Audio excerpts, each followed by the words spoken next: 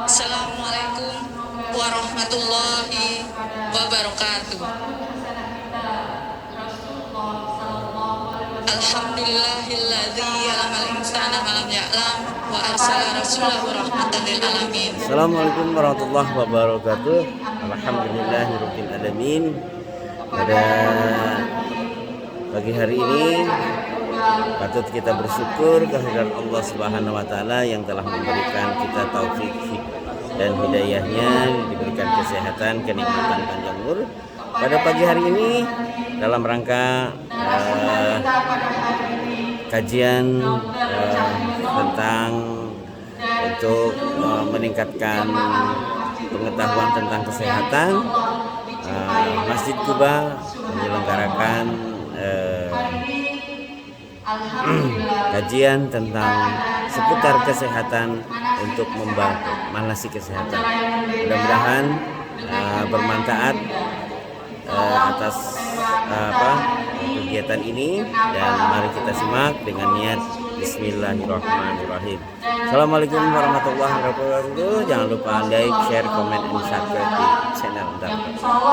Akan diberikan pemaparannya oleh Dr. Cahyono.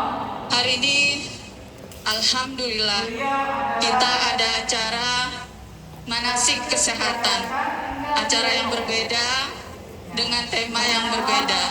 Insya Allah tema kita hari ini, kenapa penyakit kronis sulit disembuhkan dan cara sehat menurut Rasulullah SAW, yang insya Allah akan diberikan pemaparannya oleh Dr. Cahyono. Beliau adalah lahir di Jakarta, tinggal di Depok ya dok. Ya, subhanallah, beliau sudah bergabung dengan kita. Amin. Beliau sekarang punya klinik di Green Lake Cipondo ya, Green Lake Cipondo di perbatasan antara Kota Tangerang dengan Jakarta. Lebih dekat lagi bersama kita. Insya Allah nanti beliau sendiri mungkin akan lebih menjelaskan kepada kita bagaimana cara sehat menurut Rasulullah. Apalagi di tengah pandemi begini, kita ingin lebih sehat lagi. Pola sehat yang biasa, yang umumnya kita ketahui adalah bagaimana kita peduli dengan makanan halal dan bergizi, kemudian rajin berolahraga, juga tidur yang teratur. Itu pola sehat pada umumnya. Kemudian seorang bapak kedokteran, Ibnu Sina, mengatakan bahwa ketegangan itu separuh dari penyakit. Amin. Ketenangan itu separuh dari obat. Dan kesabaran itu memulai sebuah penyembuhan. Baik, tidak berpanjang lebar lagi, mari kita hari ini manasik kesehatan yang akan dipaparkan oleh Dr. Cahyono. Kita simak paparan beliau, semoga kita lebih sehat lagi jasmani dan rohani. Kepada Dr. Cahyono kami persilakan dengan segala hormat. Pertama-tama marilah kita selalu panjatkan puji syukur kehadirat Allah Subhanahu wa taala atas nikmat yang terus dilimpahkan kepada kita semua, baik nikmat iman, nikmat Islam, nikmat kesempatan, dan juga nikmat kesehatan. Salam serta salawat tercurah kepada junjungan kita Nabi besar Bismillahirrahmanirrahim.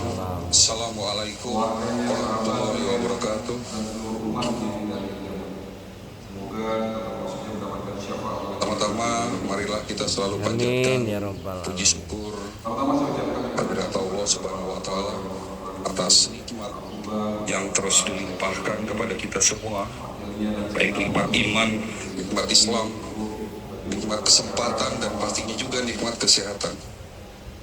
Salam serta salawat selalu tercurah kepada junjungan kita Nabi besar Muhammad SAW, keluarganya, sahabatnya, dan seluruh umatnya hingga akhir zaman. Semoga kita termasuk yang mendapatkan syafaat oleh beliau nanti di yaumil akhir. Pertama saya ucapkan terima kasih kepada Bapak Ketua Dewan Kemakmuran Masjid Al-Quba, Bapak Saiful Bahri, wakilnya dan segenap pengurus masjid, dan juga tadi Ibu sebagai pembuka acara. Mohon maaf belum kenalan Bu. Terima kasih sudah dibuka. Dan juga para jemaah, bapak-bapak, ibu pada sholat subuh yang dirahmati dan cinta Allah Subhanahu wa Ta'ala. Perkenalkan, kami Dr. Cahyo mewakili Predikti, Perhimpunan Dokter Digital Terintegrasi Indonesia, mewakili ASPETRI, Asosiasi Pengobat Ramuan Tradisional Indonesia, dan mewakili secara khusus klinik kami, Klinik Holistik, Rumah Sehat Holistik Indonesia. Dan pada kesempatan yang baik ini, kegiatan kita pada pagi hari ini kita namakan Manasik Kesehatan. Adapun manasik kesehatan ada dua tujuan. Tujuan pertama adalah memberikan edukasi pendidikan kesehatan dalam rangka mencegah khususnya penyakit degeneratif, penyakit jantung koroner, dan penyakit stroke. Kita sebut sebagai kardiocerebrovaskuler, adalah penyakit pembunuh nomor 1 di dunia, termasuk di Indonesia. Lalu penyakit hipertensi dan diabetes, juga angkanya sangat tinggi. Badan Kesehatan Dunia WHO menetapkan negara kita Indonesia menduduki peringkat ke-6 untuk penyakit kencing manis atau diabetes mellitus. Angkanya terus bertambah. Oleh karena itu perlu adanya upaya pencegahan. Tentunya pencegahan harus dilandasi dengan ilmu. 2 tahun ini kita disibukkan oleh pandemi COVID-19 yang sampai hari ini belum berakhir. Sempat terlupakan penyakit-penyakit seperti diabetes, hipertensi, jantung, dan stroke. Sibuk membahas mengenai virus corona. Sementara justru penyakit yang mematikan, menurut ilmu kedokteran, menurut ilmu kesehatan adalah penyakit degeneratif, penyakit kronis yang tadi saya sebutkan. Oleh karena itu, hari ini kita akan sama-sama belajar dengan judul temanya adalah kenapa penyakit kronis, penyakit degeneratif adalah penyakit yang sulit disembuhkan. Bagaimana cara mencegah dan pengobatannya? Insya Allah kurang lebih 45 menit nanti durasinya. Kita bagi menjadi 3 sesi. Yang pertama adalah materi, kedua nanti ada tanya jawab, nanti tolong dipandu. Dan yang terakhir nanti ada cara sehat. Bagaimana cara mencegahnya? Tentunya dengan cara sehat ala pengobatan holistik, yang dimana di dalamnya ada cara-cara sehat ala Rasulullah SAW. Baik Bapak Ibu sekalian, sedikit bercerita pengobatan holistik itu apa. Holistic Integrated Medicine adalah salah satu ilmu yang menggabungkan antara pengobatan medis konvensional ala barat dan pengobatan tradisional ala timur. Kalau pengobatan medis dikenal dengan teknologinya, kalau pengobatan tradisional dikenal dengan herbalnya atau pengobatan secara alami. Dua-duanya pastinya ada nilai positif, tetapi juga ada tentunya kekurangannya. Yang baik-baik kita ambil, yang positif-positif kita ambil dari medis maupun tradisional. Yang negatifnya, kekurangannya, bahkan yang tidak sesuai dengan syariat Islam kita hilangkan. Disinilah akhirnya muncul pengobatan holistic integrated medicine. Sekali lagi adalah pengobatan yang menggabungkan antara pengobatan medis konvensional ala barat dan pengobatan tradisional ala timur, yang tentunya masih didukung dengan teknologi. Bahkan teknologi di bidang kedokteran holistik sekarang ini lebih berkembang, lebih maju. Banyak alat-alat yang mendukung obat-obatan maupun terapi ya, yang diciptakan tentunya di Eropa, di Amerika, di Jepang, di Korea, itu untuk mendukung metode pengobatan secara holistik. Alhamdulillah saya dan beberapa dokter lainnya seperti Dr. Jainul Akbar, Dr. Agus Rahmadi, Dr. Sukaryono, Profesor Amarullah, dan pemilik Rumah Sakit Holistik Internasional Purwakarta, Dr. Hussein Bajri, kita terus mengembangkan pengobatan holistik Indonesia. Kami ada klinik di daerah Tangerang, tepatnya di Green Lake City, Ruko Crown, Blok C nomor 8 Cipondok, Tangerang. Kami sedang membangun klinik pusat yang insya Allah menjadi pusat pengobatan holistik Indonesia. Kita lagi bangun di Bogor. Ya, kami mohon doa restunya Bapak Ibu sekalian, kita lagi tahap pembangunan, insya Allah di akhir tahun ini bisa selesai. Ya. Baik, kita adalah singkat sejarah, singkat cerita apa itu holistic integrated medicine. Kita langsung masuk materi, judulnya kenapa penyakit kronis sulit disembuhkan. Materi ini sering saya sampaikan di dalam setiap seminar manasik saya pada sholat subuh. Tapi Bapak Ibu sekalian, kalau ingin mendapatkan materi secara khusus mengenai penyakit yang dilihat dari sisi holistik, Bapak Ibu bisa lihat YouTube, ya. Itu bukan channel saya, tetapi ada dari SCTV. Dulu sebelum pandemi saya punya acara di SCTV, ya, judulnya Sejadah Sehat Jadi Ibadah. Bincang-bincang kesehatan holistik, ada saya, ada Ustaz Solmed, ada Cing Abdel. Karena kita kemarin pandemi kita sempat off, lalu oleh pihak SCTV dimasukin ke YouTube. Di situ banyak materi yang saya angkat, ya, yang mengenai tentunya penyakit degeneratif. Baik, kenapa penyakit kronis sulit disembuhkan? Nah, ini kan pertanyaan. Padahal dalam ilmu kedokteran, dalam ilmu medis konvensional dikatakan penyakit diabetes, hipertensi, dan penyakit degeneratif lainnya atau kita kenal penyakit kronis tadi adalah penyakit yang tidak dapat disembuhkan. Tapi tema hari ini bukan tidak dapat disembuhkan, tapi kenapa penyakit tersebut sulit disembuhkan. Sulit bukan berarti tidak dapat disembuhkan, Bapak Ibu sekalian. Karena dasar dari saya mengatakan bahwa semua penyakit bisa disembuhkan walaupun sulit, dasarnya adalah salah satu hadis. Hadis Rasulullah SAW yang berbunyi, li kulli dain dawaun. Setiap penyakit pasti ada obatnya. Jadi itu dasar kami terus mengembangkan bagaimana cara mengobati penyakit diabetes, hipertensi, jantung, stroke, kanker. Karena dasarnya ada. Kenapa? Dasarnya adalah semua penyakit bisa disembuhkan. Bagaimana caranya? Nah, ini kita akan bahas. Kenapa penyakit kronis sulit disembuhkan? Ada 3 jawaban. Yang pertama, penyakit tersebut sulit karena memang penyakit kronis itu berhubungan dengan gaya hidup. Berbeda dengan penyakit akut. Apa bedanya antara akut dan kronis? Ada yang tahu? Kalau Bapak terinfeksi virus corona, lalu 5-6 hari kemudian Bapak demam, pada kondisi demam itulah disebut sebagai kondisi akut. Tapi kalau penyakit hipertensi, diabetes, jantung, ini penyakit yang sudah lama berulang-ulang dan belum sembuh, itu disebut masuk dalam istilah kronis. Mana yang sulit disembuhkan? Tentunya yang kronis. Kenapa kronis sulit disembuhkan? Karena berhubungan dengan gaya hidup yang salah. Salah menurut siapa gitu kan? Salah tentunya salah menurut ilmu kesehatan dan salah menurut ajaran Rasulullah SAW adalah manusia yang sehat. Beliau mengajarkan banyak hal yang berkaitan dengan kesehatan. Jadi ternyata 80% ilmu kedokteran hari ini banyak teorinya disadur dalam salah satu buku yang dibuat oleh Ibnu Sina. Tadi sudah disampaikan. Jadi sebagai bapak kedokteran dunia, bapak kedokteran cendekiawan muslim adalah Ibnu Sina. Banyak, 80% teori-teorinya diambil dari beliau. Dan ternyata Ibnu Sina pun mengambil teorinya dari apa yang sudah diajarkan oleh Nabi kita. Jadi Nabi Muhammad SAW adalah manusia yang sehat, betul? Ya, konon ceritanya sakitnya beliau hanya 2 kali, kan begitu? Yang pertama di saat beliau diberikan racun, kedua di saat menjelang mau wafat. Apa rahasia beliau sehat? Nah, ini dia. Apa rahasianya? Ya, banyak hal sebetulnya yang berhubungan dengan kesehatan. Manusia, Bapak Ibu sekalian, itu terdiri dari 3 unsur. Kalau perhatikan, kita bukan hanya seonggok daging. Kita punya pikiran, mind, kita punya jasmani, body, dan kita punya rohani atau kolbu. Ya, mind, body, and soul. Itu yang membedakan kita dengan makhluk lain.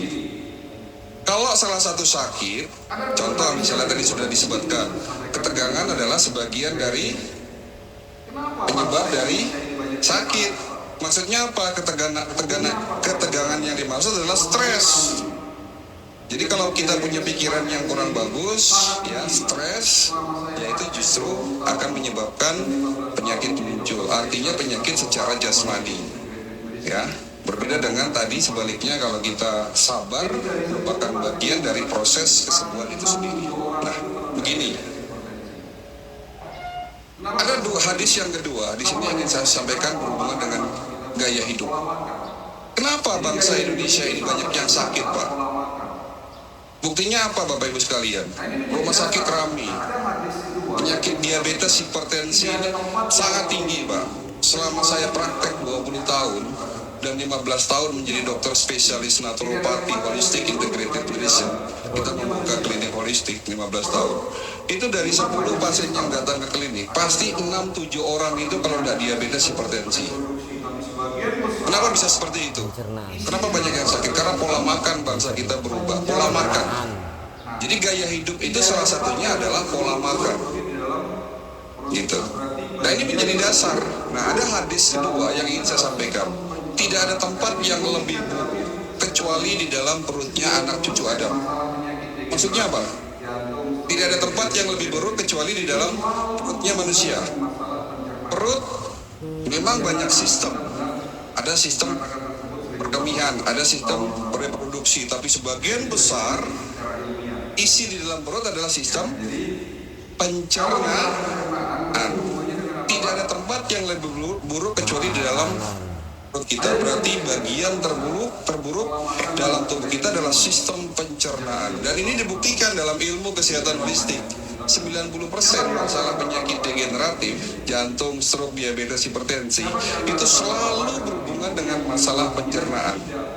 Dan ternyata Nabi kita benar mengatakan tersebut 1400 tahun yang lalu.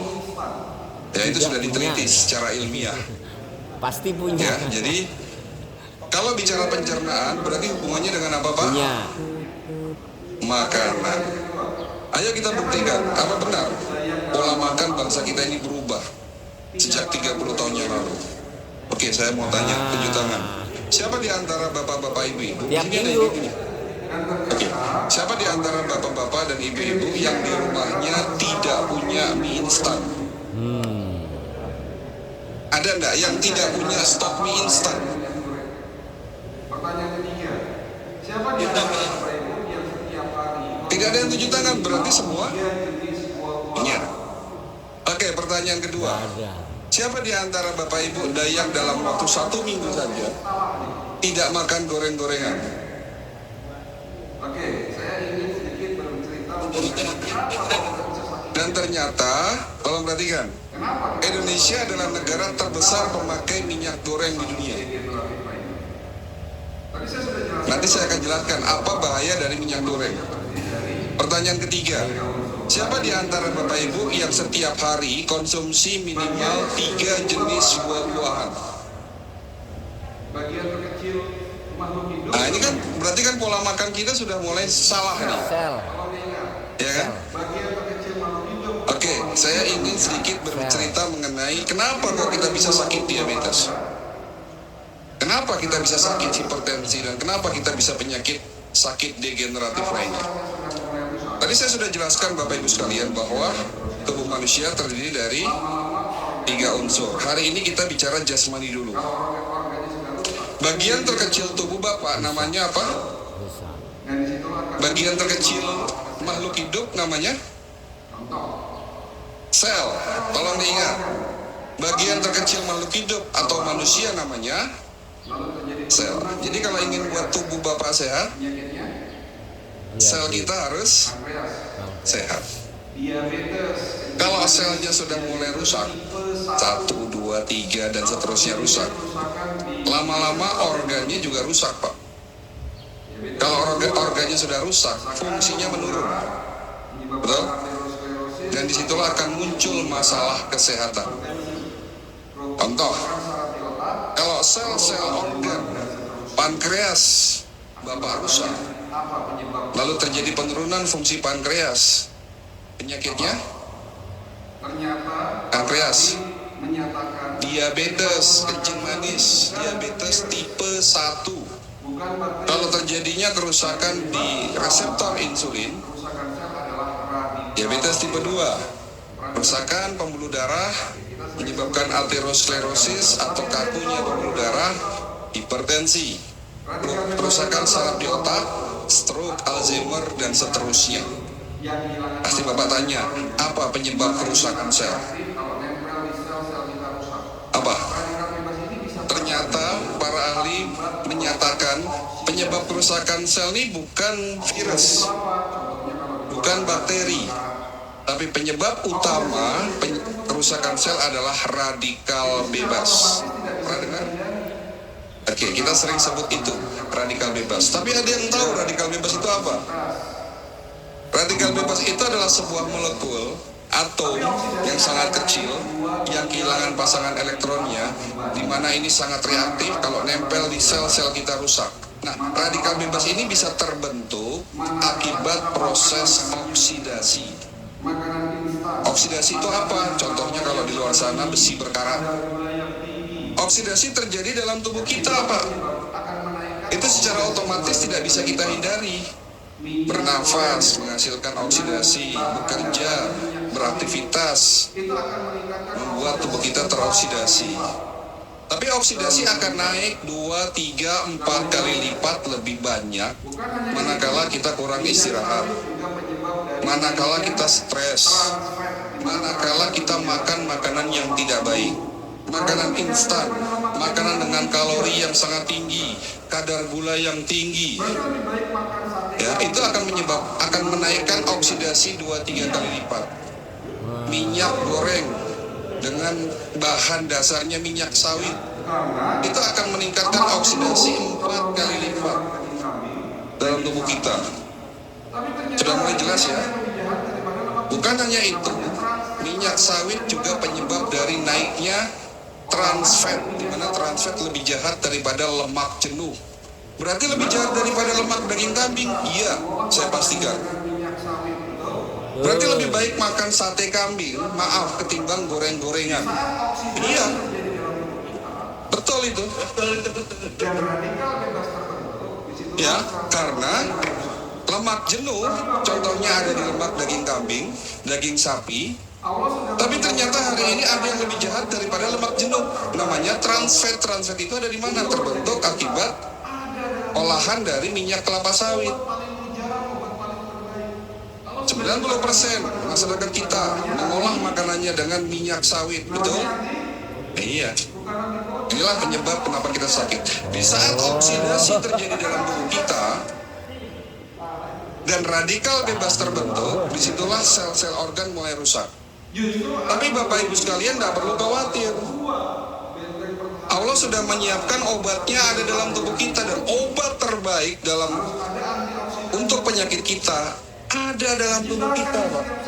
Obat paling mujarab, obat paling terbaik. Allah sudah ciptakan itu ada dalam tubuh kita. Namanya bukan antibodi, antioksidan. Nah kan oksidasi. Ya enggak apa-apa, biar ingat tak? Justru antibodi itu adalah obat kedua, benteng pertahanan kedua, antibodi. Tapi sebelum adanya antibodi, harus ada antioksidan dulu. Diciptakan di setiap sel-sel tubuh Bapak. Namanya glutathione dan superoksid dismutase. Ini nggak perlu diingat lah. Cukup tahu bahwa tubuh Bapak memproduksi antioksidan. Tadi ada pertanyaan dari Bapak, Dok, kenapa usia 40 tahun, setelah saya 40 tahun, sekarang saya banyak masalah kesehatan? Karena setelah usia 40 tahun, produksi antioksidan semakin menurun. Nah, itu jawabannya. Di saat usia manusia 40 tahun, apalagi 50, 60, 70, semakin menurun tuh produksinya antioksidan yang tidak diimbangi dengan gaya hidup yang bagus, di mana oksidasi naik 2-3 kali lipat, terbentuknya radikal bebas. Jelas, Pak? Jelas ya? Tapi kembali lagi, Allah Maha Baik, Bapak Ibu sekalian. Allah bukan hanya menciptakan antioksidan dalam tubuh kita, tapi sudah menyiapkan antioksidan ada dalam makanan kita. Ada di mana? Yang pasti bukan di mie instan, Pak. Antioksidan itu ada dalam buah. Yang tadi pertanyaan saya, siapa di antara Bapak Ibu yang makan minimal 3 jenis buah setiap hari? Tidak ada. Ini bukti lagi kenapa bangsa Indonesia banyak yang sakit. makan mie instan, sering makan goreng-gorengan, tapi tidak diimbangi dengan antioksidan yang terkandung dalam buah. Jadi boleh nggak makan goreng-gorengan? Boleh Pak, pilih minyak kelapa, jangan kelapa sawit. Itu satu. Yang kedua, di saat kita makan goreng-gorengan, perbanyak buah-buahan. Kenapa? Karena dalam buah mengandung ratusan jenis antioksidan. Contoh, antioksidan namanya resveratrol. Ini dapat mencegah dan mengobati penyakit jantung, Pak. Ada di mana? Buah anggur, buah stroberi, buah blueberry yang berwarna merah keunguan, itu bagus buat jantung. Antioksidan namanya lycopene, dapat mencegah penyakit prostat. Bapak-bapak yang sudah mulai susah kencing itu penyakitnya prostat, terutama di atas 60 tahun ke atas. Bisa dicegah, diobati dengan lycopene, ada dalam buah tomat.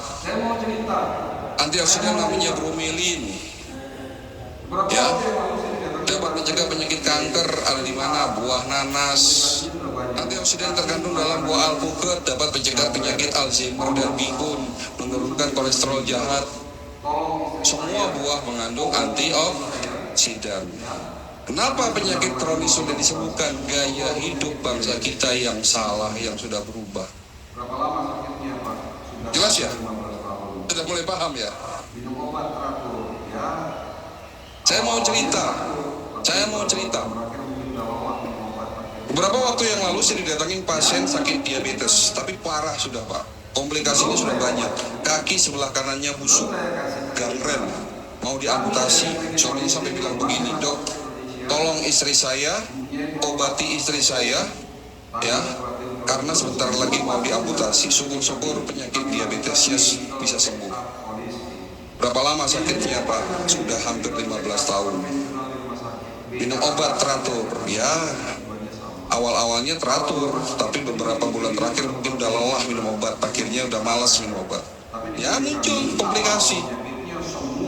Sebelum saya obati, sebelum saya kasih treatment, kami dari Klinik Holistik Rumah Sehat Holistik Indonesia mempunyai protap SOP, standar operating prosedur. Semua pasien yang datang ke klinik kami lakukan medical check up holistik. Bedanya apa dengan medical check up konvensional di rumah sakit? Beda alat, beda teknologi, tapi tujuannya sama. Kalau di rumah sakit itu dipilih-pilih sama dokternya di central, dia mau diperiksa apa aja. Tapi di klinik kami, apapun penyakitnya, semua organ diperiksa. Itulah medical check up holistik. Holistik itu artinya menyeluruh. Apa saja yang diperiksa ya semua, dari kepala sampai ujung kaki, dari mulai kulit sampai tulang. Nah, kita punya teknologi namanya Human Resonance Magnetic Analyzer. Itu teknologi dengan basis fisika kuantum, teknologi kuantum. Jadi tanpa harus diambil darah Bapak, dengan teknologi kuantum tersebut, alat ini mampu mendeteksi seluruh fungsional organ. Alat ini saya temukan waktu kami masih belajar di Beijing, di Cina. Jadi tahun 2009 saya sempat belajar di sana, di Beijing, di Cina, untuk mendalami pengobatan TCM, Traditional Chinese Medicine. Nah, di saat di sana saya menemukan alat itu. Saya bawa ke Indonesia tahun 2012. Yang sampai hari ini saya pakai sudah generasi keempat. Jadi tanpa harus diambil darah Bapak, alat ini bisa tahu fungsi ginjal, fungsi otak, jantung, paru, dan seterusnya. Dalam bentuk angka, berapa banyak yang diperiksa? 250 parameter, 30 lembar Pak. Itu ada di klinik saya yang di Tangerang. Ibu itu saya periksa, hasilnya keluar, fungsi ginjalnya tinggal 40%, jantungnya melemah, pankreasnya rusak, seluruh peredaran darahnya tersumbat, tingginya radikal bebas dan oksidasi. Nah, salah satu kelebihan alat ini dapat mengetahui kadar, walaupun tidak secara langsung dapat melihat adanya radikal bebas. Ya.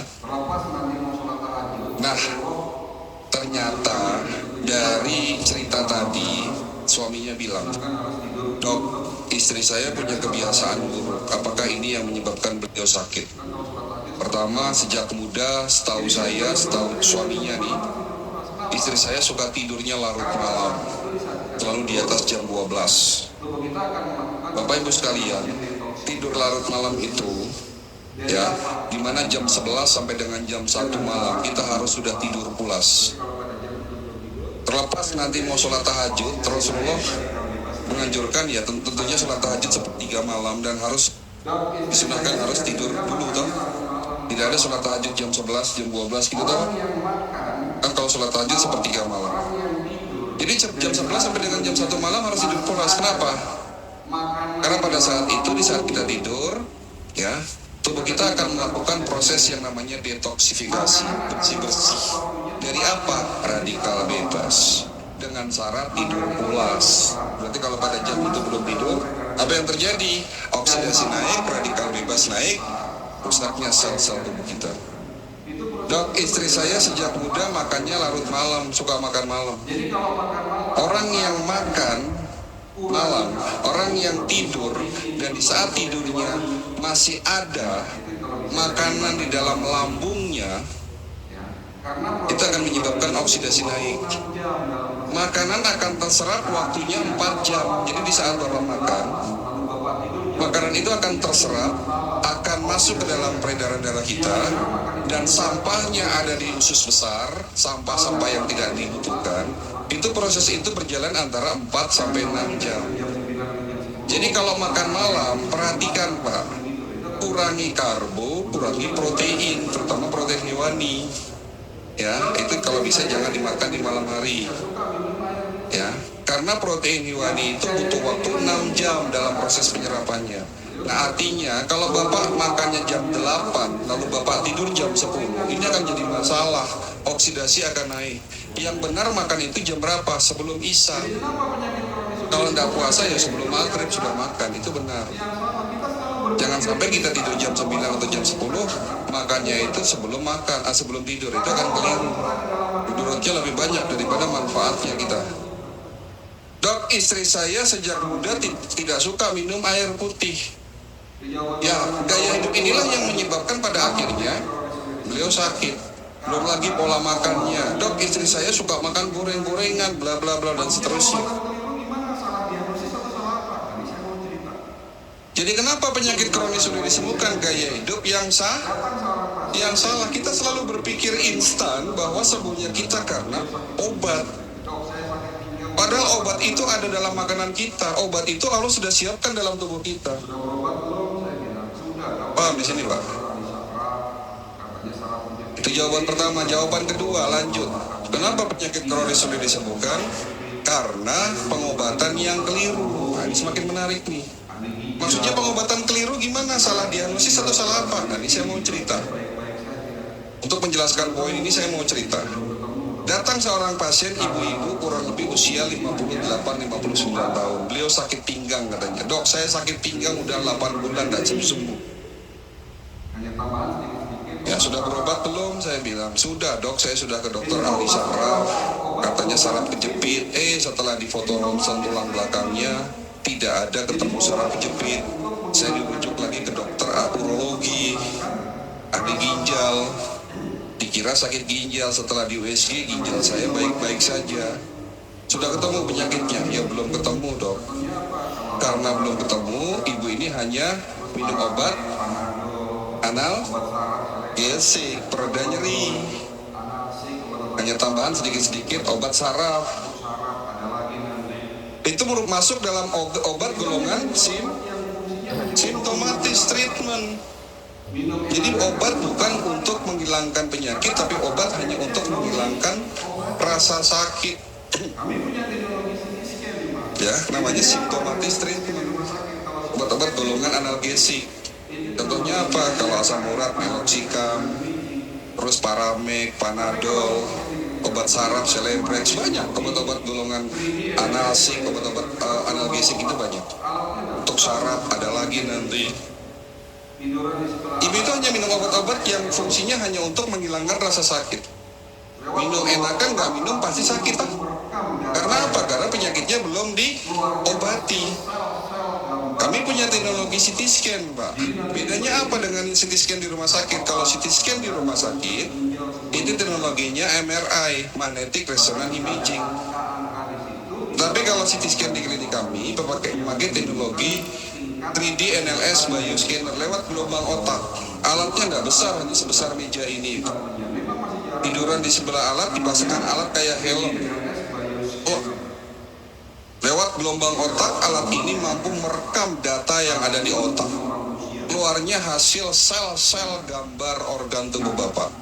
Jadi nanti di print, sel otak, sel jantung, sel ginjal, semuanya kelihatan. Bahkan sudah ada angka-angka di situ di dalam organ-organ tersebut yang menunjukkan tingkat kesehatan dan kerusakan sel sejauh mana. Itu ada, alat itu sudah kita punya. Memang masih jarang di Indonesia. Namanya 3D NLS Bioscanner. Jadi lewat gelombang NLS otak. Alat ini penemunya orang Rusia. Ya. Nah, saya pakai teknologi tersebut untuk seluruh pasien kami, termasuk ibu tadi yang sakit pinggang. Alhamdulillah ketemu penyakitnya. Di mana? Di rahim. Ada infeksi di rahim. Setelah tahu penyakitnya infeksi di rahim, ya baru saya obati. Ada resep obatnya, alhamdulillah 1 bulan sembuh. Cerita pertama. Cerita kedua, bapak-bapak umur 65 tahun. Dok, perut saya nggak nyaman, sering kembung, ada nyeri di ulu hati, sering sebah. Udah berapa lama? 3 bulan. Kira-kira sakit apa? Kembung, mual, sebah, nyeri di ulu hati. Kira-kira sakit apa? Sakit GERD, dispepsia, sakit mah, orang bilang asam lambung naik. Kalau sakit mah minum obatnya apa Pak? Proma. Salah nggak itu? Benar. Lo benar, kalau sakit mah minum obat proma, benar. Nah, proma dibuat untuk sakit mah, polisilen milanta. Tapi kalau sudah 3 bulan nggak sembuh-sembuh, berarti ini ada something. Bukan obatnya yang keliru, tapi diagnosisnya yang salah. Setelah diperiksa, ternyata bukan sakit mah, tapi sakit batu empedu. Nah, sakit batu empedu sembuh nggak pakai proma? Nggak sembuh, pengobatan yang keliru. Jelas ya? Karena penyakit itu gejalanya mirip-mirip Pak. Tidak semua masalah perut itu lalu dibilang sakit mah. Tidak, belum tentu. Di situ ada usus halus, ada usus besar, ada selaput perut, ya, dan seterusnya. Ada rahim, ada saluran kencing, macam-macam. Ada liver, ada pankreas, ada limfa. Banyak sekali. Organ yang paling banyak memang di dalam perut Pak.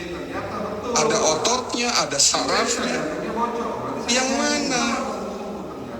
Jangan hanya mengobati berdasarkan rasa sakit Pak. Itu akan menjadi salah. Banyak salahnya. Contoh lagi, ibu-ibu datang masih muda 30 tahun.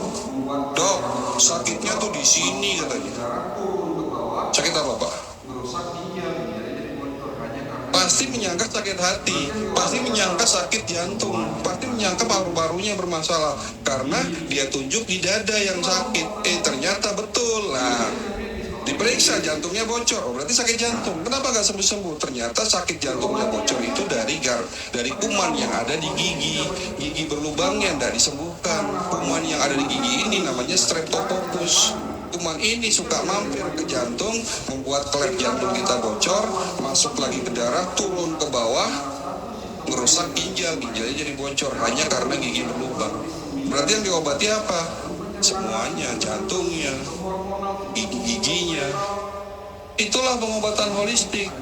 Bedanya dengan medis. Kalau medis, ya, diobati yang sakit. Tapi kalau holistik tidak begitu. Kenapa? Karena holistik memandang manusia secara jasmani. Kita bicara jasmani dulu dong. Itu adalah satu kesatuan sistem yang tidak dapat dipisahkan antara satu sistem lain dengan sistem lainnya. Di dalam tubuh manusia ada kurang lebih 9 sistem. Sistem pencernaan, sistem reproduksi, sistem hormonal, sistem muskuloskeletal, macam-macam. Ada 9 sistem. Kalau salah satu rusak, pasti ada hubungannya dengan sistem lain. Makanya kenapa penyakit sulit disembuhkan? Karena diobati hanya di tempat yang sakit. Minggu kemarin setelah acara manasik selesai dari Bekasi, rombongan ke klinik medical check up. Stres. Ya, dari rombongan itu beberapa orang diantaranya keluhannya pusing. Pusing yang pertama gangguan mata, pusing yang kedua sinusitis, pusing yang ketiga gangguan pencernaan, pusing yang keempat penyumbatan pembuluh darah di otak. Saya berikan resep berdasarkan penyebab sakit. Ada lagi ibu-ibu, dok saya pusing secara jasmani, hasil medical check up-nya normal. Iya dok, saya pusing karena tanggal tua. Berarti masalah apa itu? Stres. Karena sakit bukan hanya gangguan di jasmani, kan gitu. Manusia terdiri dari 3 unsur, mind, body, and soul. Itulah holistik. Saya jadi ingat hadis ketiga. Rasul mengatakan begini, jika kamu sakit maka berobatlah kamu, dan jika obatnya tepat sesuai dengan penyakitnya, insya Allah akan sembuh. Kalau orang zaman dulu Pak, Shinsei, para tabib itu canggih Pak. Mungkin mereka punya kemampuan yang diberikan Allah lebih dibandingkan kami para dokter. Tanpa alat, mereka bisa melihat mata, lihat lidah, lewat nadi, tahu penyakit bapak, sehingga obatnya diberikan tepat. Ya toh? Tapi kalau kita, saya, bukan Superman, bukan paranormal, yang ngerti langsung tahu penyakit bapak apa. Saya butuh bantuan teknologi alat. Makanya di klinik kami kita lengkapi dengan teknologi-teknologi tersebut. Itulah holistic integrative medicine. Berbeda dengan tradisional medicine. Jelas?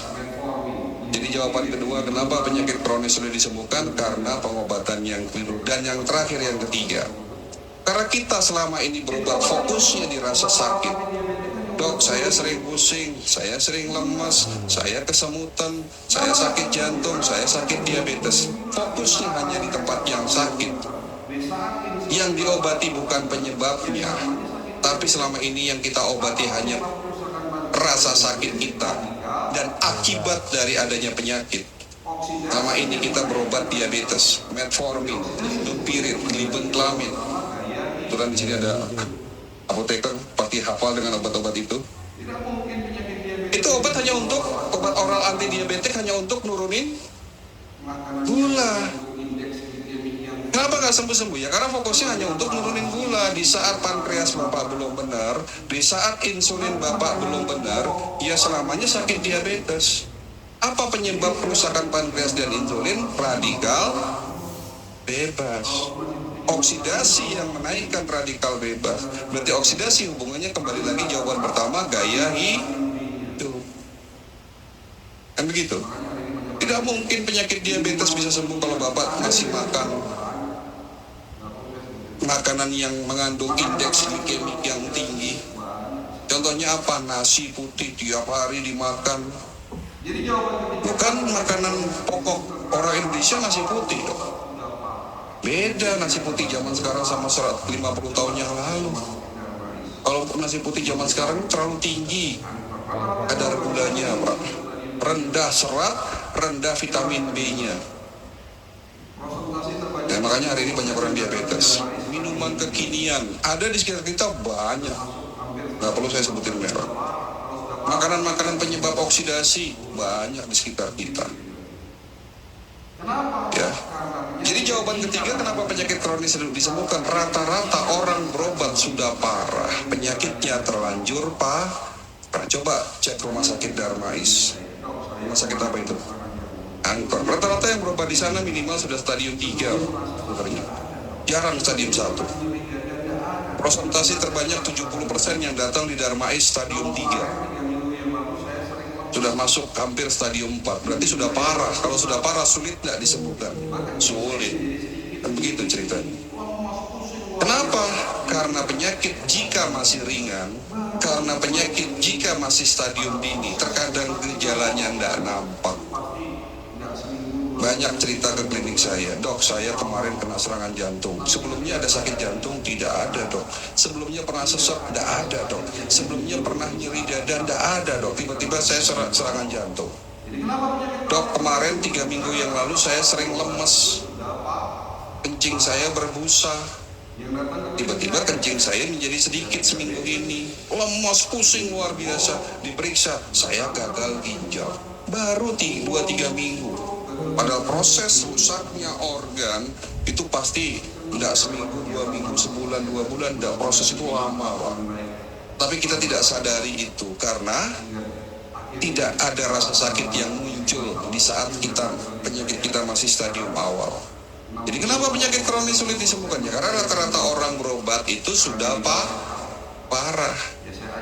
Yang datang ke klinik saya udah diabetes, kakinya sudah bolong, sudah kanker stadium 4, jantung koroner, stroke, gagal ginjal, yang susah disembuhkan. Tapi senang saya lewat kegiatan manasik kesehatan ini. Mudah-mudahan ini ditangkap dengan baik oleh Bapak Ibu. Sehingga akhirnya setelah acara manasik ini 5 tahun yang datang ke klinik saya, sekarang 60% mereka yang belum sakit karena medical check up. Ya saya ajak medical check up itu menjadi salah satu upaya untuk pencegahan. Hingga saya ngobati, kalau ada penyakit pun ketawanya masih ringan, di saat ketawanya masih ringan, ngobatinya pun lebih mudah. Tapi 40% yang datang masih yang sudah parah-parah. Rata-rata yang datang itu dari luar kota. Makanya tadi ditanya, dok kenapa dari Depok saya ngambil kliniknya di Tangerang? Rata-rata yang datang ke klinik saya itu dari luar kota. Jadi deketin bandara. Kemarin dari Papua, sebelumnya dari Sumatera Utara. Rata-rata banyak yang dari luar kota. Kenapa? Karena mereka mau jauh-jauh datang ke klinik saya. Satu, metode holistik di Indonesia masih jarang. Kedua, ya tentunya mereka datang dari jauh-jauh karena sudah hopeless, sudah berobat kemana-mana nggak sembuh-sembuh. Dan yang ketiga, tentunya penyakit mereka sudah parah. Kalau belum parah ya nggak mungkin jauh-jauh dari Papua, betul nggak? Kalau belum parah nggak mungkin jauh-jauh dari Sumatera, dari Kalimantan. Ya. Baik Bapak Ibu sekalian, materi selesai pas jam 6, tapi masih ada sesi terakhir di mana bagaimana cara mencegahnya. Nah itu yang paling penting. Insya Allah nanti ada. Nah sebelum itu kita masuk ke sesi tanya jawab dulu. Ibu silakan, Pak Abdul silakan kalau ada yang bertanya. Saya batasi 3 orang karena mengingat waktu. 2 bapak-bapak, 1 dari ibu.